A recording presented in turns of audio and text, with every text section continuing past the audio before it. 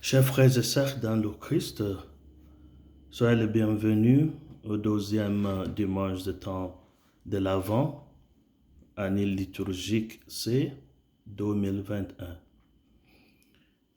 Je me permets de parler de la co-responsabilité comme notre sujet de réflexion aujourd'hui. Co-responsabilité. Pourquoi parlons-nous de co-responsabilité comme un message chrétien d'aujourd'hui? Alors, ce n'est pas souvent que nous avons notre première lecture tirée du livre de Baruch. Et qui était cette figure? Baruch était le secrétaire de Jérémie.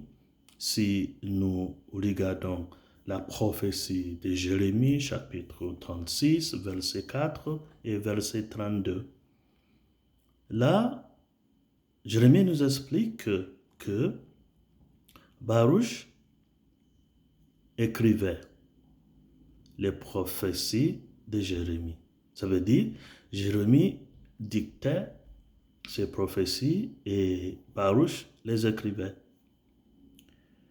Alors, là, nous avons notre sujet de méditation d'aujourd'hui, la co-responsabilité. Parce que Jérémie prophétisait, Baruch écrivait les prophéties. Qu'est-ce que cela veut dire? Que Baruch utilisait son don, un bon écrivain, un scribe. Il a mis cela en valeur pour participer dans la bonne nouvelle, pour participer dans le projet de l'évangélisation. Co-responsabilité. Cela veut dire que c'est à nous de nous poser la question aujourd'hui, de s'interroger aujourd'hui sur comment nous pourrions, à notre tour, utiliser notre don pour participer dans le projet de Dieu, projet de faire en sorte que le royaume de Dieu vienne. Mais avant de quitter notre première lecture d'aujourd'hui, parlons au moins du message de première lecture d'aujourd'hui. C'était la bonne nouvelle. Baruch écrit dans notre première lecture d'aujourd'hui, annonçant aux exilés qu'il est l'heure de retourner à la maison. La joie de retourner à la maison après tant d'années d'exil. Trop souvent, les gens oublient une chose en lisant notre première lecture d'aujourd'hui. Oui, la joie de retourner chez soi, dans son pays. Ce qui est sûr, c'est ce que tous les enfants d'Israël ne se sont pas retournés au pays. Il y avait les gens qui sont restés. Il y avait les gens qui n'avaient pas l'audace de revenir et faire face à la reconstruction de leur pays. Et j'aimerais m'arrêter un peu sur cette première lecture, parce que ça décrit quelque part notre réalité aujourd'hui. Nous abandonnons le chez nous pour nous rendre chez autrui. Parfois, arrivant là-bas, c'est comme un autre exil. On est sans papier, parfois on est sans abri, on n'a pas de quoi se soigner, se nourrir.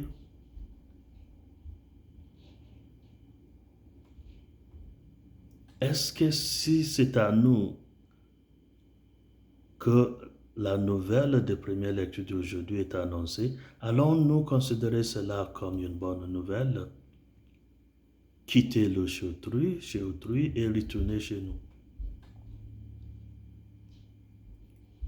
Mais ce qui est très important, c'est de savoir que c'est seulement à travers la co-responsabilité que nous pourrions transformer notre monde. que nous pourrons partager avec le monde entier la bonne nouvelle, la joie de reconstruction, la joie de regagner ce soi, la joie que Dieu n'oublie jamais ses enfants exilés, ses enfants en train de souffrir. Mais la co-responsabilité surtout nous engage à utiliser nos dons pour tout projet qui promeuve le royaume de Dieu, qui fait en sorte que le règne de Dieu vienne. Dans l'évangile d'aujourd'hui, nous avons Jean le Baptiste qui prépare la venue du Seigneur, la venue du Messie. Jean, non pas comme Baruch qui écrivait, mais Jean avait le don de la voix. Jean utilisait sa voix pour préparer la venue du Messie. Et en plus de cela, il va baptiser le monde comme un témoignage concret de leur préparation pour accueillir le Messie. Alors ça veut dire que en utilisant notre voix pour proclamer le royaume de Dieu, nous sommes déjà en train de participer, faire valoir la co-responsabilité. Que si le royaume de Dieu doit advenir, c'est à nous de participer à ce que cela se réalise aujourd'hui. D'ailleurs, Jean-Baptiste est déjà décédé de longtemps. Jérémie, Baruch. Alors, la charge, c'est à nous aujourd'hui de s'engager pour s'assurer que la bonne nouvelle continue à notre tour et de s'assurer aussi que on va léguer cela à la génération future. Mais quel est le contenu de la voix de Jean-Baptiste? Préparer le chemin du Seigneur. Il nous a donné quelques images de ce qu'il faut faire. Il faut aplatir les montagnes. Il faut combler toutes les vallées. Qu'est-ce que cela veut dire concrètement? Cela veut dire tout d'abord qu'une seule personne ne peut pas mener le travail là. S'engage la co-responsabilité. S'engage tout le monde. D'ailleurs, aujourd'hui, dans l'Église catholique, nous parlons de synodalité, la synodalité, la co-responsabilité. Le fait que toutes et tous doivent participer dans l'évangélisation et dans la réalisation du royaume de Dieu.